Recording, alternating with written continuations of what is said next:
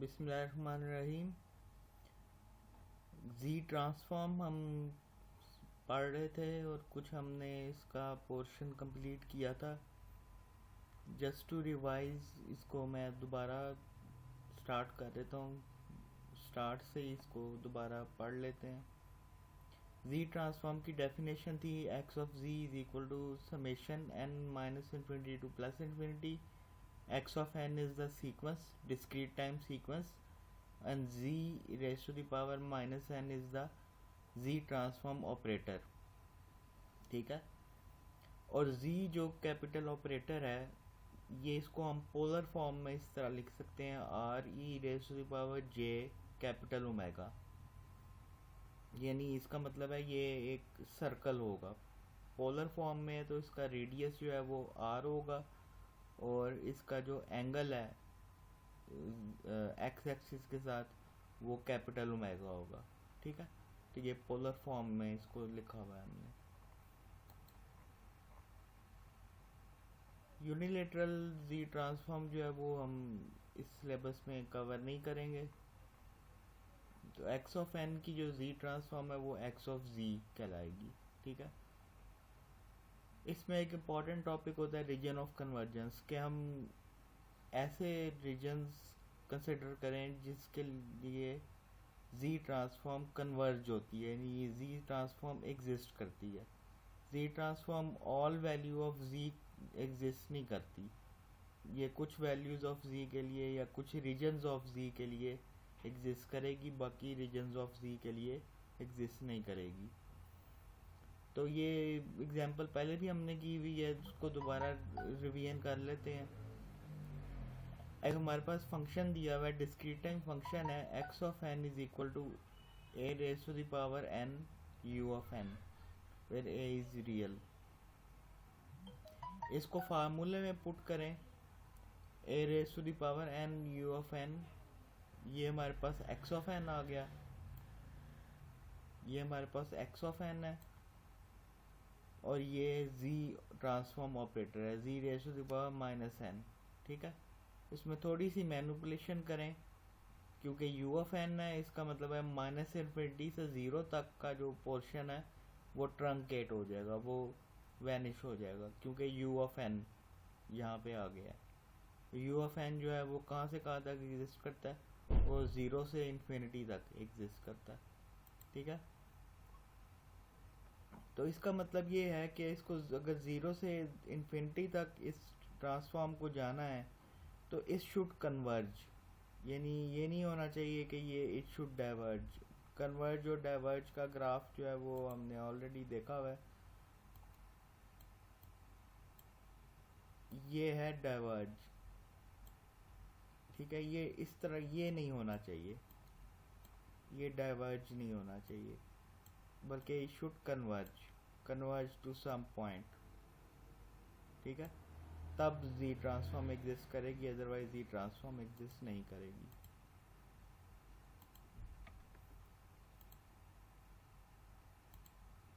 तो अगर ये it should converge, this function should converge, ये जो फंक्शन है it should converge, then we require that this should be less than infinity, this function should be less than infinity.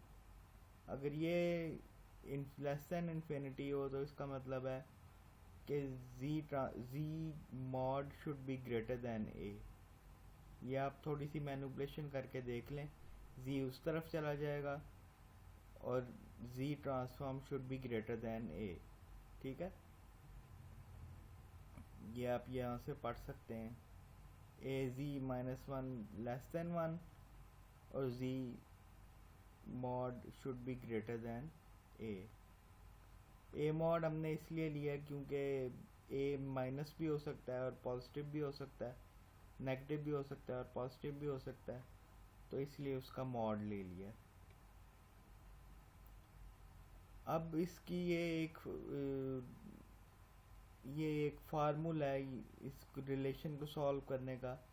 वो formula ये है कि अगर हमारे पास समेशन हो from n is equal to zero to infinity, और हमारे पास ये इसको अगर फर्ज कर लें ये एक आर है, या इसको कोई भी कांस्टेंट कंसिडर कर लें, तो कांस्टेंट का फार्मूला ये होगा 1/1 minus r, where r is the thing which is under the bracket, within the bracket, और इसकी पावर n है। तो इसका जो रिजल्ट आएगा वो आएगा 1/1 minus r, where r is a Z inverse. ठीक है, तो ये इसका जो है ये सॉल्व करने का फार्मूला है, समेशन को सॉल्व करने का फार्मूला है। और इसका जो हमने रीजन ऑफ कन्वर्जेंस वहाँ से फाइंड किया वो क्या है, G mod should be greater than A. इसको थोड़ा सा और मज़ीद सॉल्व कर लें, जी इनवर्स को ए ओवर जी लिख लें। इसके बाद थोड़ा सा मैथमेटिकल अगर आप स्टेप्स करेंगे तो वो जी ओवर जी माइनस ए आ जाएगा, where G is greater than A, यानी G mod is greater than A. इसका रीजन ऑफ कन्वर्जेंस है। तो इसको इस तरह भी लिखा जा सकता है 1/1 माइनस ए जी इनवर्स, और इसको इस तरह भी लिखा जा सकता है जी ओवर जी माइनस ए। ठीक है, जी ओवर जी माइनस ए, और इसका जो रीजन ऑफ कन्वर्जेंस है वो इसका मतलब ये है कि जी ग्रेटर देन ए। जी ग्रेटर देन ए का मतलब ये है कि अगर फर्ज करें ए इज़ बिटवीन 0 एंड 1, यानी वो 0 और 1 के दरमियान है, तो ये यूनिट सर्कल है, ये एक यूनिट सर्कल है। और ए जो है वो दैट इज़ बिटवीन 0 एंड 1, तो हमारे पास जो रीजन ऑफ कन्वर्जेंस है वो क्या आएगा, जी मॉड ग्रेटर देन ए। तो जी मॉड ग्रेटर देन ए, वो ये सारा रीजन आ जाएगा, लेकिन ए के अंदर नहीं आएगा, नॉट इनसाइड ए, क्योंकि जी मॉड ग्रेटर देन ए है। तो ये इसका रीजन ऑफ कन्वर्जेंस आ जाएगा। अगर ए ग्रेटर देन ए 1 है, तो इसका मतलब ये है कि रीजन ऑफ कन्वर्जेंस जो है वो यूनिट सर्कल से बाहर होगा, क्योंकि यूनिट सर्कल, अब ए जो है वो यूनिट सर्कल से बाहर है, वो ग्रेटर देन ए है। तो जो रीजन ऑफ कन्वर्जेंस है वो हमारे पास क्या आ जाएगा, जी मॉड ग्रेटर देन ए।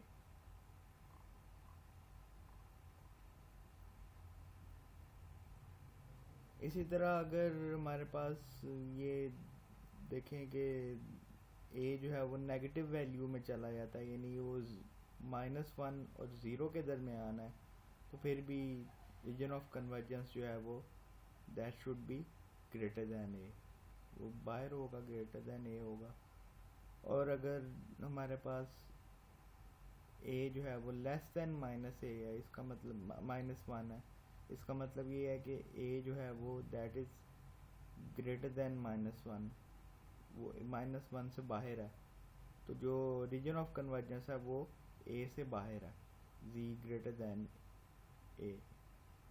तो ये जो है रीजन ऑफ कन्वर्जेंस आ जाएगा। यानी रीजन ऑफ कन्वर्जेंस का मतलब ये है कि इन वैल्यूज़ ऑफ जी के लिए जी ट्रांसफॉर्म एग्जिस्ट करती है, इसके अलावा जो इसके अंदर जो वैल्यूज़ हैं उनके लिए जी ट्रांसफॉर्म एग्जिस्ट नहीं करती। इसकी आपने जी ट्रांसफॉर्म खुद फाइंड करनी है, वो प्रॉब्लम 4.1 में गिवन है।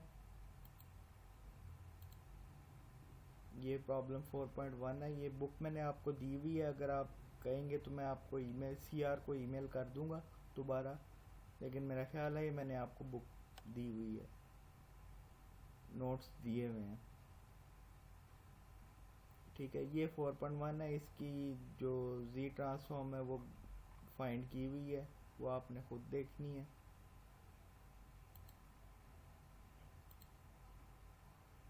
उसका जो रिज़ल्ट हम सिर्फ डिस्कस करेंगे। रिज़ल्ट हमारे पास क्या आया है कि जो उसकी जी ट्रांसफॉर्म है वो सेम आई है, लेकिन जो रीजन ऑफ कन्वर्जेंस है that is now G mod is less than A. तो अगर इसको हम इस तरह लिखना चाहें 1/1 माइनस ए जी -1 को, इसको हम इस तरह लिखना चाहें जी ओवर जी माइनस ए, तो तब भी रीजन ऑफ कन्वर्जेंस जो है वो जी लेस दैन ए आ जाएगा।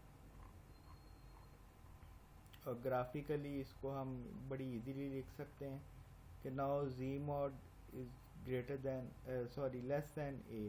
तो अगर a जो है वो ग्रेटर दैन 0 और लेस दैन 1 हो, यानी ग्रेटर दैन 0 है और लेस दैन 1 है, तो जो z mod less than a है वो इस सर्कल के अंदर आ जाएगा, यानी जो a वाला सर्कल है इसके अंदर आ जाएगा। और अगर a इज़ ग्रेटर दैन 1 है, a इज़ ग्रेटर दैन 1, यहाँ पे a आता है, तो इसका मतलब ये है कि जो रीजन ऑफ कन्वर्जेंस है वो जो a वाला सर्कल है उसके अंदर आ जाएगा, रीजन ऑफ कन्वर्जेंस। ठीक है, इसी तरह नेगेटिव वैल्यूज़ के लिए भी आप देख सकते हैं, नेगेटिव वैल्यूज़ के लिए भी, a की नेगेटिव वैल्यूज़ के लिए भी रीजन ऑफ कन्वर्जेंस जो है वो आप फाइंड कर सकते हैं।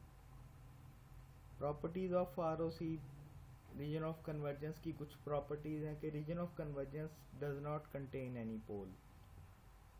पोल्स वो होते हैं कि ऐसी वैल्यूज़ ऑफ z जिनके लिए z ट्रांसफॉर्म इन्फिनिटी पे पहुंच जाती है, वो वैल्यूज़ जो हैं वो पोल्स कहलाती हैं, यानी z की ऐसी वैल्यूज़ जिनके लिए z ट्रांसफॉर्म इन्फिनिटी हो जाए वो पोल्स कहलाती हैं।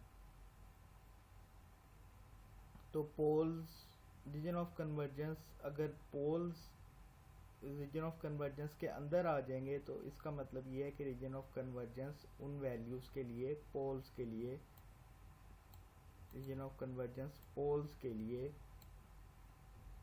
डिफाइन ही नहीं होगा, क्योंकि उसके लिए वो एग्जिस्ट ही नहीं करेगा, इन्फिनिटी नहीं हो सकता। रीजन ऑफ कन्वर्जेंस कभी भी इन्फिनिटी नहीं हो सकता। तो ROC does not contain any poles, ये तो स्ट्रेट फॉरवर्ड है कि region of convergence should not contain any pole. Second property है, if x of n is a finite sequence, यानी x of n is 0 except in a finite interval. ये इसको हम इस तरह लिख सकते हैं,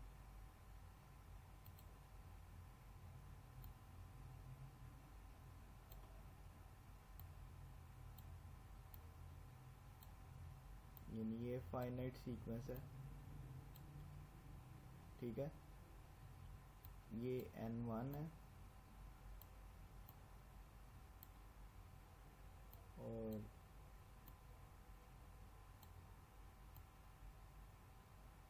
ये n2 है, यानी जो x ऑफ n है वो फाइनाइट सीक्वेंस है।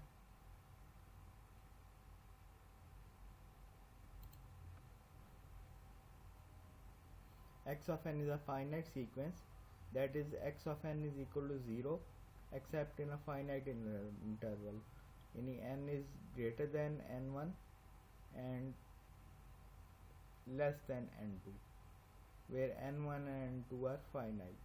ठीक है, जो फिगर मैंने बनाई है ये वही है, ठीक है। and x of z converges for some values of z, यानी x of z जो है उसका ROC region of convergence exist करता है।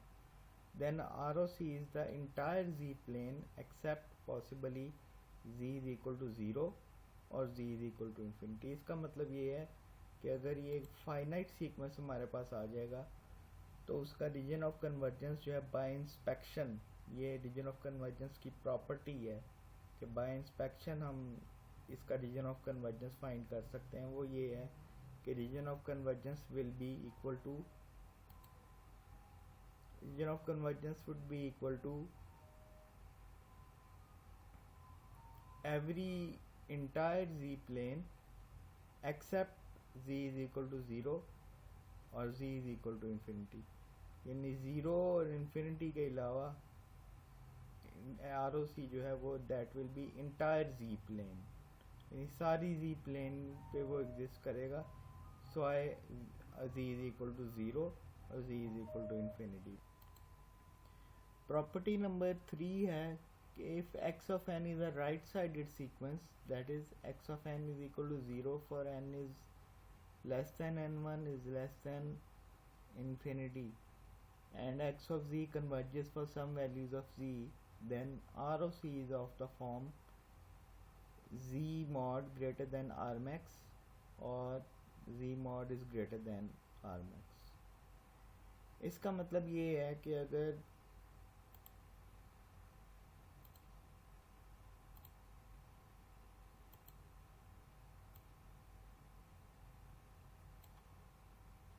x ऑफ n जो है वो राइट साइडेड सीक्वेंस हो, ये राइट साइडेड सीक्वेंस इस तरह,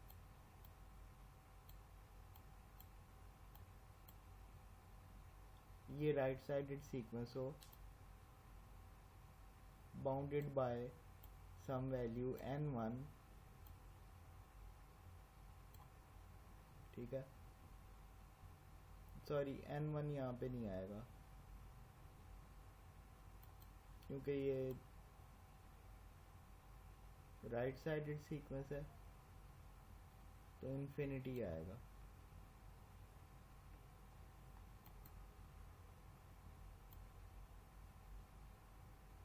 इन्फिनिटी आएगा।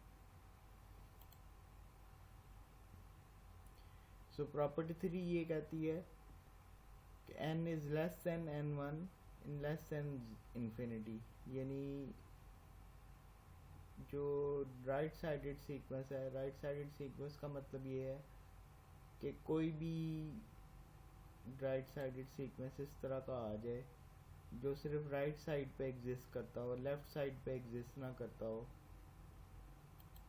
तो फिर उसका रीजन ऑफ कन्वर्जेंस किस तरह का होगा, z mod greater then r max। r max क्या होगा, जो z को हमने पोलर फॉर्म में लिखा था, z को पोलर फॉर्म में जो हमने लिखा था वो किस तरह लिखा था, r,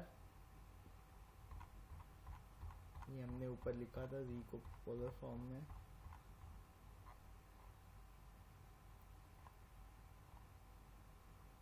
r e raised to the power j capital omega, तो ये r है। r is the radius of the circle।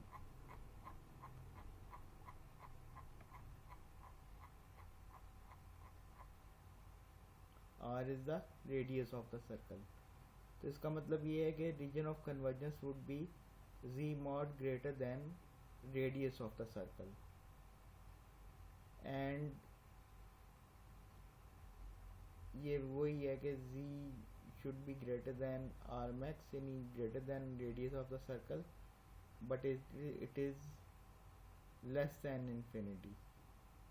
infinity से तो वो less than होगा क्योंकि z जो है वो कभी भी infinity के इक्वल नहीं हो सकता। अगर infinity के इक्वल होगा तो वो ROC की वायलेशन है।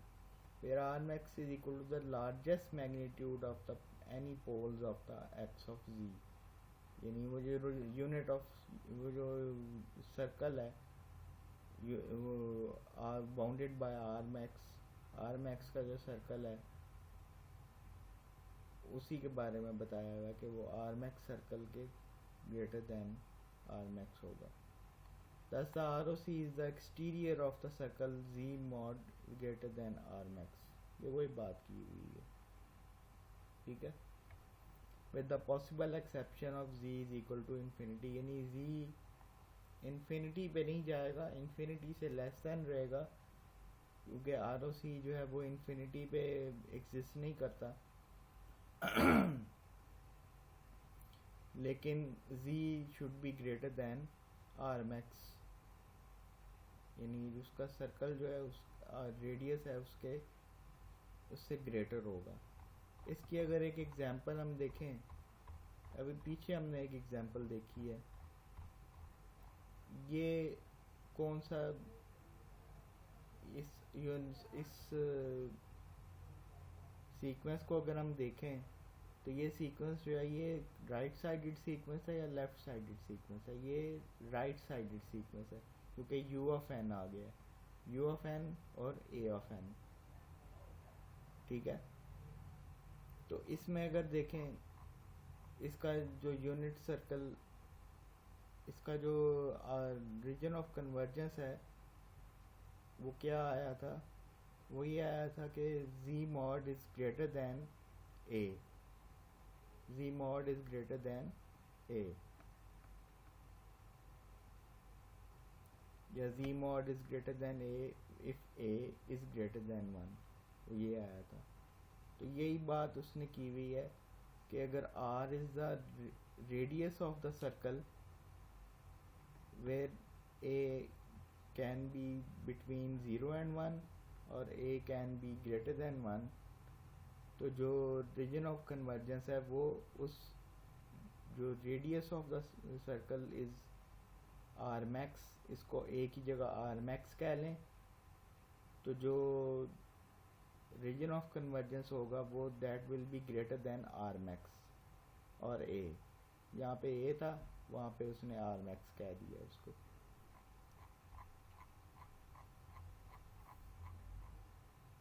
तो प्रॉपर्टी 3 का ये मतलब है।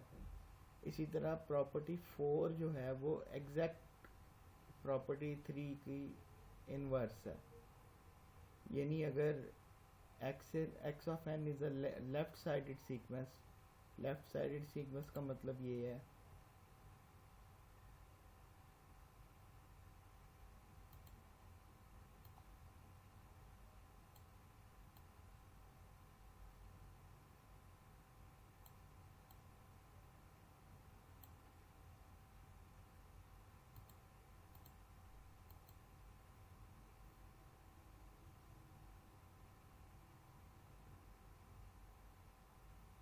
लेफ्ट साइडेड सीक्वेंस का मतलब ये है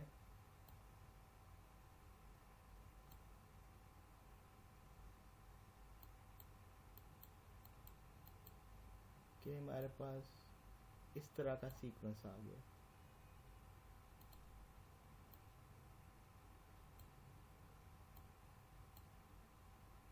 ठीक है,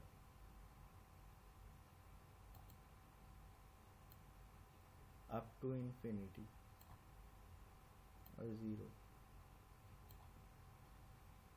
ये लेफ्ट साइडेड सीक्वेंस है, इसको हम लेफ्ट साइडेड सीक्वेंस कहेंगे। इसकी एक एग्जांपल हमने पीछे देखी है, वो क्या एग्जांपल थी?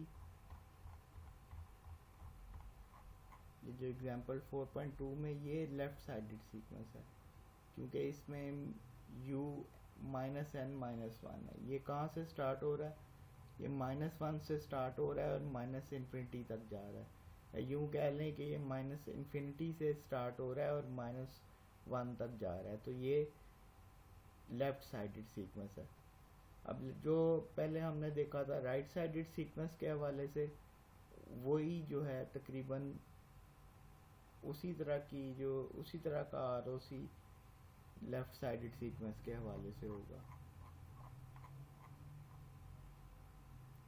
If x of n is a left-sided sequence, that is x of n is equal to 0 for n is greater than n2 and n2 is greater than minus infinity, यानी minus infinity पे नहीं जाएगा, minus infinity से बड़ा ही रहेगा।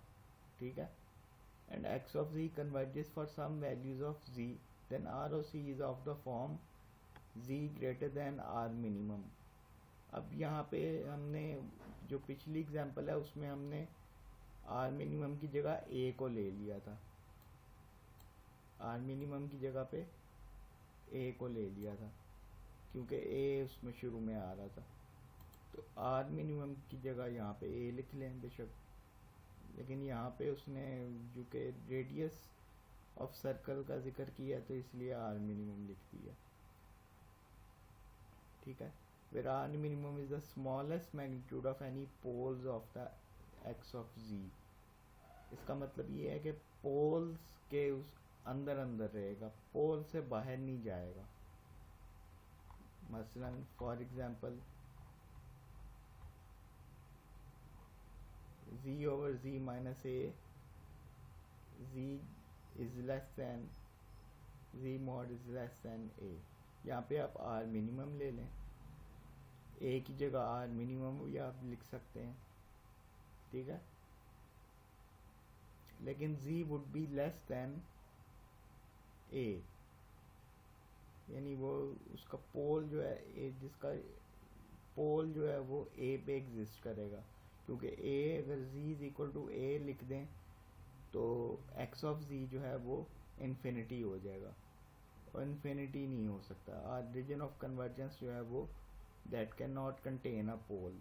ये हमने पहले ऊपर सबसे पहली प्रॉपर्टी हमने देखी है कि region of convergence can not contain a pole, तो Z can not contain A, ठीक है। तो इसी तरह जो है वो Z is less then R minimum.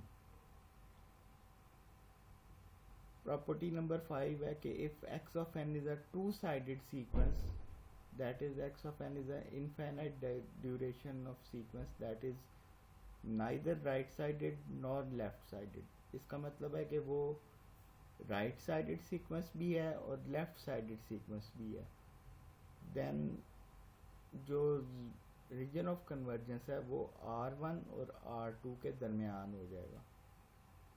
यानी इस तरह का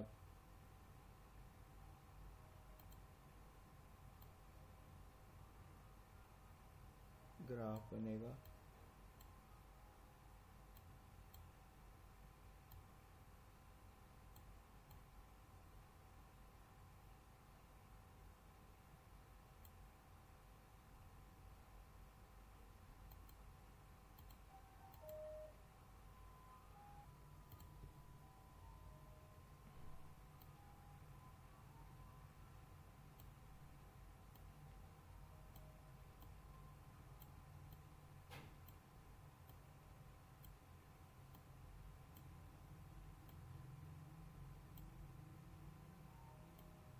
इसे आप कह लें N2,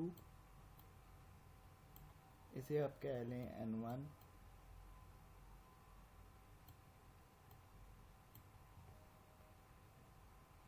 यानी अब इस तरह का सीक्वेंस है, neither right sided nor left sided.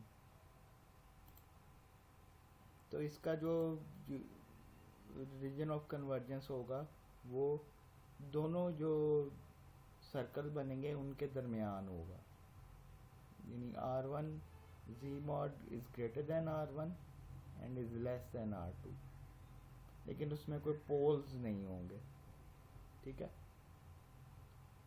Pole does not contain any pole. R1 और R2 जो हैं वो इसमें एग्जिस्ट नहीं करेंगे, पोल जो हैं वो इसमें नहीं आएंगे, लेकिन that Z mod is greater than R1 and less than R2।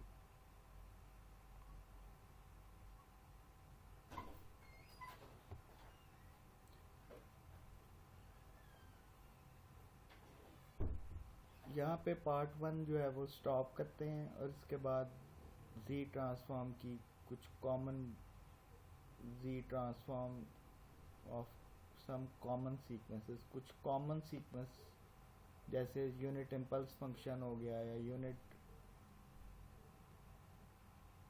Step function हो गया,